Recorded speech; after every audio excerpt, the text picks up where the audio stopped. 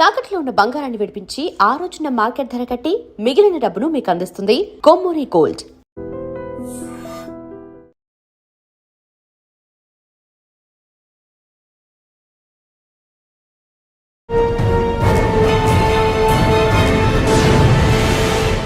Welcome చర్ల ఎస్ఐకి వచ్చిన తర్వాత మెయిన్ ఛాలెంజ్ ఏం వచ్చిందండి?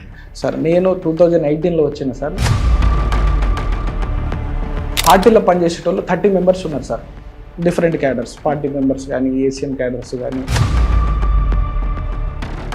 కానీ ఇక్కడ ఇంకొక ప్రాబ్లం ఉంది కదండి, ఛత్తీస్గఢ్ నుంచి 3 జిల్లాలకు సంబంధించిన బోర్డర్ కదా. చర్లకు ఆనుకొని మనకు బీజాపూర్ డిస్టిక్, సుక్మా, దంతెవాడ వస్తుంది సార్. బేసిక్గా ఎక్కువ పెద్ద లీడర్స్ అంటే ఇప్పుడు సరెండర్ అయిన రాజు కానీ, మొన్న మీరు ఇంటర్వ్యూ చేసిన సోని కానీ, కిస్టారం ఏరియాలో సోని అని పేరు చెప్తే సార్ ఎంతోమంది భయపడేటోళ్ళు. కానీ మీరు కూడా అఫెన్స్ మోడ్లోకి వెళ్ళే సంఘటన ఎప్పుడైనా ఎదురయ్యాయి? ఫస్ట్ సెక్యూరిటీ అనేది ఇంపార్టెంట్. మీ సర్వీస్లో ఎక్స్చేంజ్ ఆఫ్ ఫైర్లు ఉన్నాయా లేదా బంప్ ఆఫ్ ఉన్నాయా? క్యాంపు మేము ఎస్టాబ్లిష్ చేసే టైంలోనే మా కానిస్టేబుల్కి ఒక బ్లాస్టింగ్లో ఇంజూరీ అవుతుంది సార్. కాల్ తీసేసినప్పుడు ఇదే చర్ల ఏరియాలో అప్పుడు మిలిషియా కమాండర్ జోగయ్య అని ఉండేటోడు సార్. అతనికి సైమల్టేనియస్గా రాజేష్ అని ఉండేది. వాళ్ళిద్దరూ చాలా ఫెరోషియస్ సార్. చర్ల బస్ స్టాండ్ ఏరియా వరకు కూడా వచ్చి మైన్ పెట్టేంత వచ్చి పెట్టడం కూడా జరిగింది. మెయిన్ రోడ్ బ్లాస్టింగ్ చేయటం కానీ, లేకపోతే విలేజ్లో ఎవరైనా పోలీస్కి సపోర్ట్ చేస్తారంటే కొట్టడము, ఇవంతా చేసేటోడు సార్. అతను పెట్టిన మైన్ వల్ల కానిస్టేబుల్కి ఇంజూరీ అయ్యి కాలు పోతుంది సార్. ఆ రోజు మేమే సీన్లో ఉన్నాం.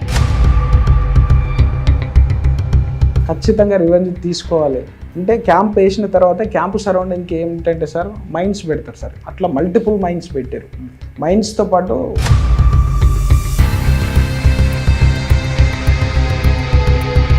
ఆపరేషన్ లాంచ్ చేయాలి. బట్ ఆపరేషన్ లాంచ్ చేసి ఎనిమిది దగ్గరికి వెళ్ళాలంటే ముందు మేము క్రాస్ చేసుకొని వెళ్ళాలి. ఎనిమిది ఈ రోజు కాకపోయినా ఏదో ఒక రోజు దొరుకుతుంది సార్. బట్ మన కమాండోస్ కానీ మన వాళ్ళకి ఏమి జరగద్దు, అది ఇంపార్టెంట్ సార్. ఫైనల్గా ఎవరికి ఎక్స్పోజ్ అవ్వకుండా రీచ్ అయినాం సార్. రీచ్ అయినాం. ఎవరైతే మేము అనుకున్నామో ఆ పర్సన్ కూడా లొకేషన్లో ఉన్నాడు. అర్లీ మార్నింగ్ లైట్ వస్తుంది, ఫైర్ ఓపెన్ అవుతుంది. ఆ ఫైరింగ్లో కొంతమందిని న్యూట్రలైజ్ చేసినాం. బట్ ఎవరైతే మేము అనుకున్నామో ఆ ఫైరింగ్లో అది మిస్ అయిపోయింది. అతను మిస్ అయిపోయినాడు, మిగిలిన వాళ్ళు ఇదైనారు. బట్ ఆ తర్వాత మళ్ళీ వేరే దాంట్లో అతన్ని మళ్ళీ న్యూట్రలైజ్ చేయడం కూడా జరిగింది సార్. మీరు ఐడెంటిఫై చేసిన ప్రాంతాల్లో పోలీస్ ఫండ్తో ఏ విధంగా డెవలప్ చేస్తారు? ఇక్కడ ట్రైబల్ ఆచారాలు ఎక్కువ ఉంటాయి సార్. వాళ్ళు ఫంక్షన్ హాల్ లాంటివి కానీ, కమ్యూనిటీ హాల్ లాంటివి కావాలి. విసుగులో ఒక హాస్పిటల్ పెట్టింది.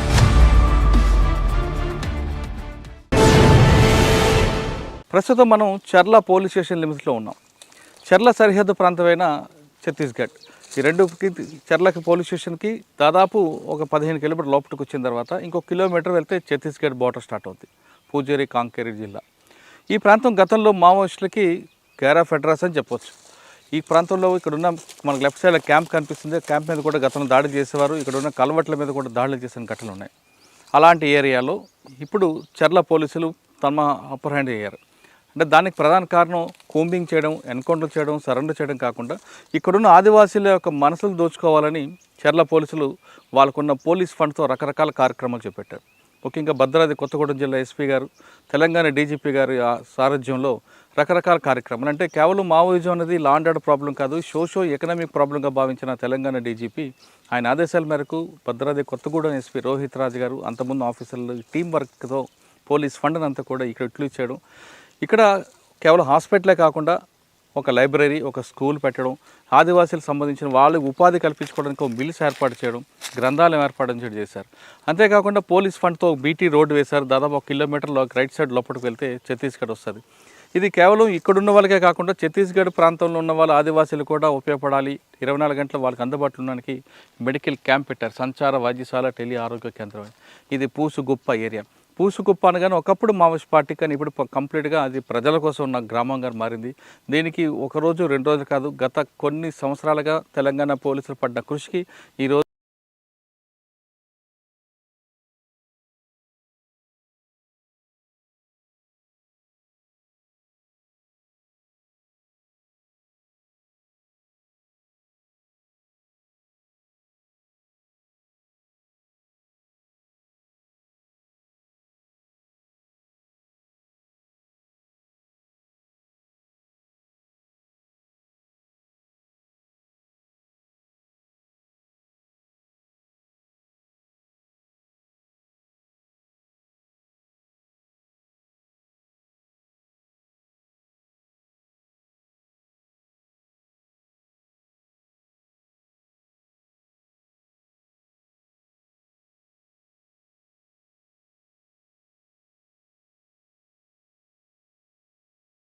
ఈ వారం మన guest one of the best officer Bhadradri Kothagudem district. పేరు వరమ గారు, ఇన్స్పెక్టర్ చర్ల. చర్ల అనగానే తెలంగాణ సరిహద్దు ప్రాంతమైన ఛత్తీస్గఢ్. ఈ ప్రాంతంలో ఎప్పటి నుంచో మావోయిస్టు ప్రభావిత ప్రాంతం. యాక్టివిటీ లేకపోయినా ఛత్తీస్గఢ్లో చేసిన తర్వాత షెల్టర్ జోన్గా తెలంగాణ ఉంచుకోవడంతో చాలా కాలం నిశ్శబ్దంగా ఉంది. కానీ ఆపరేషన్ కగార్ ప్రారంభమైన తర్వాత తెలంగాణ పోలీసులు కంప్లీట్గా వీటి మీద ఫోకస్ చేశారు. దాంతో భద్రాద్రి కొత్తగూడెంకి ఉన్న మెయిన్ చర్ల, ఈ చర్లలో 3 ప్రాంతాలు కనిపిస్తుంటాయి. అంటే మిగతా జిల్లాలో ప్రభావం వేరు, ములుగు ప్రభావం, కానీ భద్రాద్రి కొత్తగూడెంకి ఛత్తీస్గఢ్ 3 ప్రాంతాలు వస్తాయి. ఒకటి సుక్మా, మరొకటి పూజార్ కాంకేర్, ఇంకొకటి బీజాపూర్. ఈ 3 ప్రాంతాలకి సరిహద్దు ప్రాంతం అవడంతో చర్లలో ఎక్కువగా ప్రజలు కనిపిస్తుంటారు. అయితే ఇక్కడ పోలీసులు దీనికి ఒక స్పెషల్ ఆపరేషన్గా పెట్టుకొని కేవలం కూంబింగ్ కాకుండా, ఎక్స్చేంజ్ ఆఫ్ ఫైర్ కాకుండా, అక్కడున్న బోర్డర్లోని యువత అందరూ కూడా మావోయిజం వెళ్లకుండా రకరకాల కార్యక్రమాలు చేపట్టారు.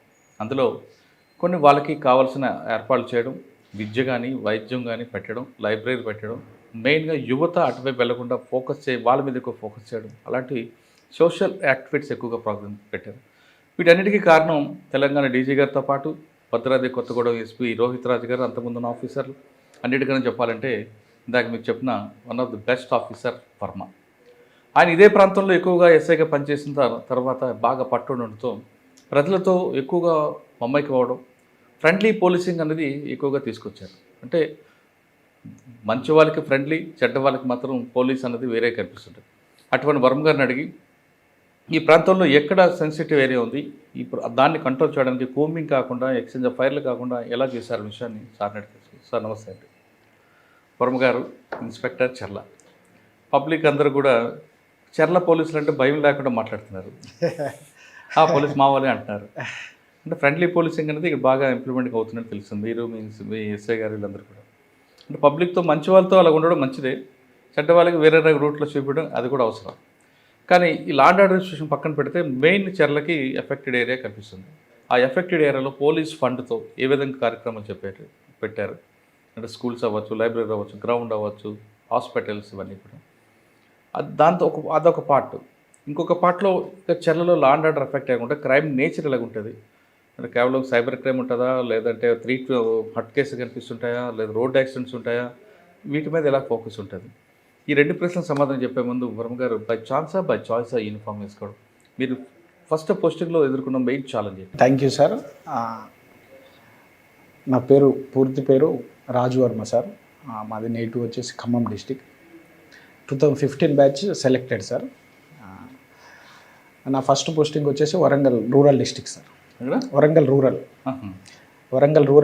2015లో మేము వరంగల్ రూరల్కి, అంటే ఆఫ్టర్ ట్రైనింగ్ తర్వాత రూరల్కి అలాట్ అయినాం సార్. రూరల్కి అలాట్ అయిన తర్వాత నర్సంపేట పోస్టింగ్.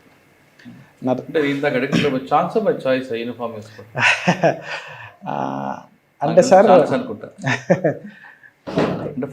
సార్ అదేం లేదు సార్. నేను చదువుకునే టైంలో నేను రెసిడెన్షియల్ హాస్టల్లో చదువుకున్నా సార్.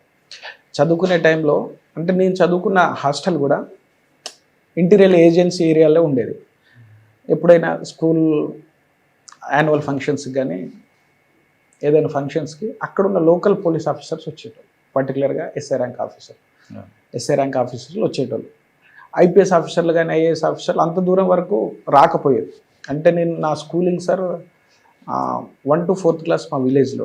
దాని తర్వాత రెసిడెన్షియల్ స్కూలు, రెసిడెన్షియల్ హాస్టల్లో నేను జాయిన్ అయినా సార్. అప్పుడు 2005 వరకు, అంటే 5th to 10th నేను హాస్టల్లో జాయిన్ అయినా సార్. అది వచ్చేసి సార్ ఇప్పుడు ఏపీలో గెలిచిపోయిన చింతూరు రెసిడెన్షియల్ సార్. అది మనకి ఇంతవరకు ఎర్తువైల ఏపీ స్టేట్. అది అక్కడ ఏదైనా యాన్యువల్ ఫంక్షన్కి అక్కడ ఉన్న ఎస్ఐ గారు వచ్చేటోళ్ళు.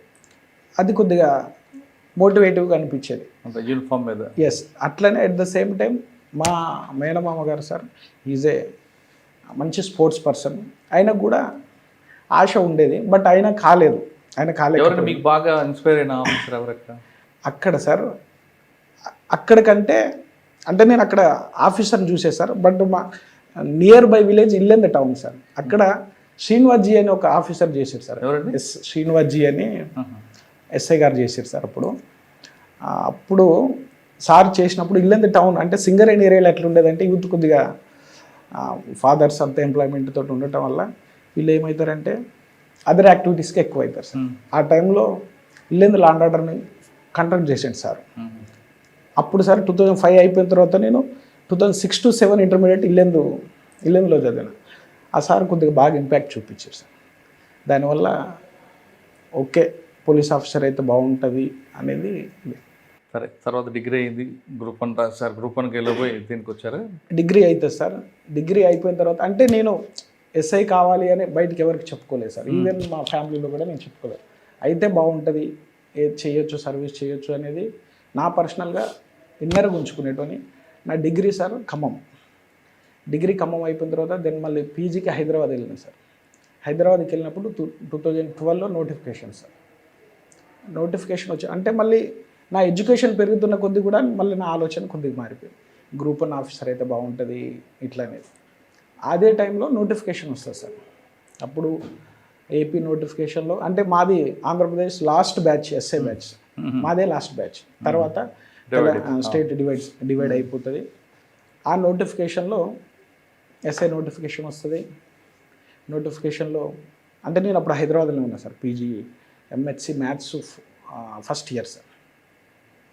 నోటిఫికేషన్ వచ్చింది, ఎట్లాగో కొద్దిగా ఇంట్రెస్ట్ ఉన్నది కదా అన్నట్లు. బేసిక్గా నాది మ్యాథమెటిక్స్ బ్యాక్గ్రౌండ్ కాబట్టి ఎస్ఐకి ఎట్లుంటాయంటే సార్ 4 పేపర్స్ ఉంటాయి. 2 పేపర్లు వచ్చేసి లాంగ్వేజెస్, అవి ఓన్లీ క్వాలిఫై. తర్వాత ఆర్థమెట్రిక్ రీజనింగ్, జనరల్ స్టడీస్. కొద్దిగా మ్యాథమెటిక్స్ బ్యాక్గ్రౌండ్ ఉన్న వాళ్ళు ఏంటంటే ఈజీగా గెయిన్ అవుతూ ఉంటాం అనమాట. అట్లా ఎట్లాగో ఇంట్రెస్ట్ ఉన్నది. ఈ నా స్టడీ టైంలో జరిగిన దానివల్ల నోటిఫికేషన్ వచ్చింది. అంటే నేను డిగ్రీ అయిపోగానే బై లక్ వచ్చింది సార్ ఇమీడియట్గా. 2011-10లో డిగ్రీ అయిపోతుంది. నేను పీజీలో ఉండగానే నోటిఫికేషన్ వచ్చింది. కష్టపడి ఎట్లయినా ఖచ్చితంగా ఇది కావాలని ఉండే. కాకపోతే ఆ నోటిఫికేషన్ ఏంటంటే సార్, అంతకుముందు ఎస్ఏ నోటిఫికేషన్ అంటే ఆబ్జెక్టివ్గా ఉండేది. బట్ మా నోటిఫికేషన్ ఏంటంటే నెగిటివ్ మార్క్స్ ఉండేవి సార్. 1/2 choice negative. దానివల్ల ఎక్కువ హార్డ్ వర్క్ చేయాల్సి వచ్చేది. అంటే మనం మార్క్స్ కనుక అంటే మనం ఆబ్జెక్టివ్లో కనుక మనం తప్పు పెడితే నెగిటివ్ అవుతుంది.